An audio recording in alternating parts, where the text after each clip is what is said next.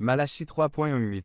Les douleurs de l'enfantement de la terre sont un dernier appel aux hommes, elles sont un dernier appel à prendre au sérieux les choses de Dieu et à se détourner du péché, de l'iniquité, de la vie chrétienne.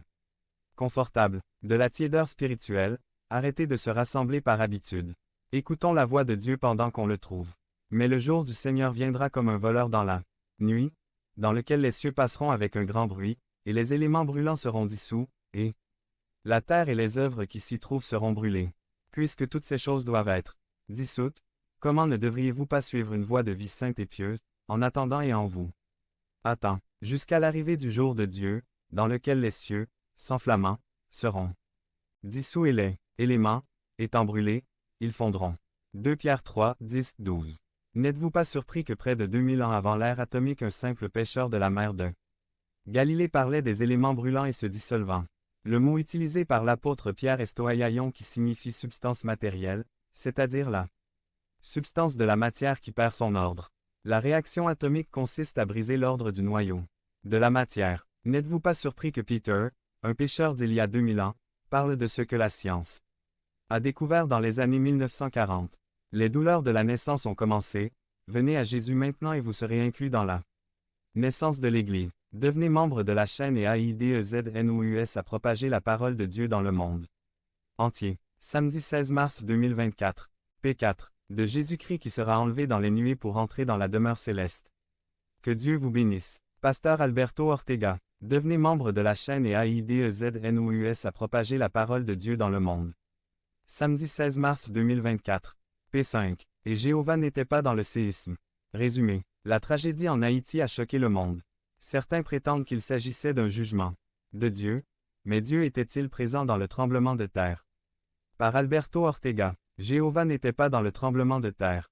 Programme radio. Il lui dit, sors et tiens-toi sur la montagne devant Jéhovah. Et voici, l'Éternel passa, et un vent grand et puissant brisa les montagnes et brisa les rochers devant l'Éternel. Mais le Seigneur n'était pas dans le vent. Et après le vent un tremblement de terre. Mais Jéhovah n'était pas dans le tremblement de terre. 1er Roi 19.1. Le mot tremblement de terre apparaît environ 18 fois dans la Bible. Le sens biblique a deux aspects, celui physique qu'il produit sur la terre et celui émotionnel qu'il produit chez les hommes. En hébreu, rash, ondulé comme la terre, le ciel, etc. Aussi un champ de céréales. Notamment par la peur, sauter comme une sauterelle, bouger, secouer, intimider, faire trembler, bouleverser, en grec, séismos, commotion, de l'air rafale, de la terre tremblement de terre, tremblement. Tempête, tremblement de terre, CIO, secouer, balancer vibrer, d'un côté à l'autre ou d'avant en arrière, secouer dans n'importe quelle direction. Faire trembler. Commencer à trembler de peur ou d'inquiétude, bouger, trembler, trembler. Il est connu de tout que scientifiquement les tremblements de terre sont le résultat du mouvement continu de la couche superficielle de la Terre dans le noyau de la Terre. Le noyau est un masse incandescente situé au centre de la Terre, dans un processus continu de fusion. Cela maintient la planète Terre en vie. Nous savons aussi qu'il existe des zones de la Terre où les tremblements de terre sont prévisibles car ils se trouvent précisément dans ce qu'on appelle des failles car c'est là que se produit ce mouvement de renouvellement de la Terre. Par exemple, la Californie est située sur la faille de San Andreas, et il a été prédit qu'un grand tremblement de terre pourrait se produire n'importe quel jour et détruirait pratiquement les villes construites dans cette région. Port-au-Prince en Haïti est précisément un endroit où l'on savait également qu'il y aurait tôt ou tard un grand tremblement de terre. Les sismologues qui étudient les mouvements de la croûte terrestre l'avaient prévu, mais ils ne peuvent pas prédire quel jour ni quelle année. Cela pourrait être imminent ou des siècles pourraient s'écouler sans que rien ne se passe. Bien-aimés, au jour de Noé, Dieu a averti la terre et les hommes qu'un déluge viendrait qui inonderait la terre d'eau et détruirait toute vie humaine. Pensez-vous que les hommes ont pris au sérieux l'apostrophe avertissement qui a été annoncé pendant 120 ans, alors que Noé était construire l'arche. Mais comme au jour de Noé, ainsi sera l'avènement du Fils de l'homme. Car, comme autrefois, ils mangeaient et buvaient, se mariaient et donnaient en mariage, jusqu'au jour où Noé entra dans l'arche, et ils ne comprirent pas jusqu'à ce que le déluge vienne et les emporta tous, ainsi en sera-t-il aussi de l'avènement du Fils de l'homme. Matthieu 24,36-39.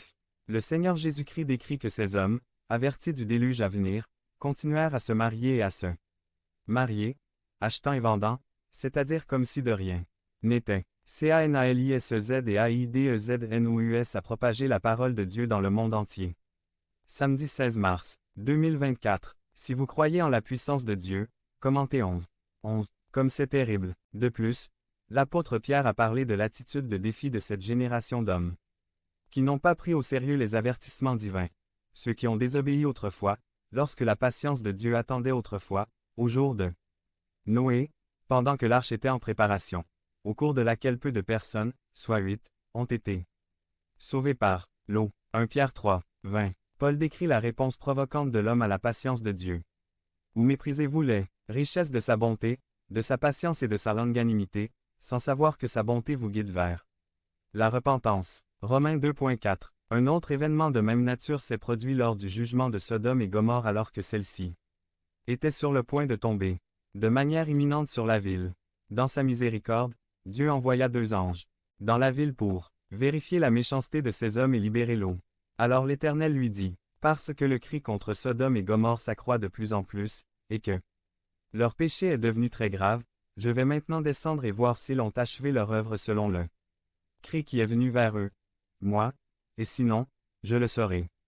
Genèse 18,20 à 21.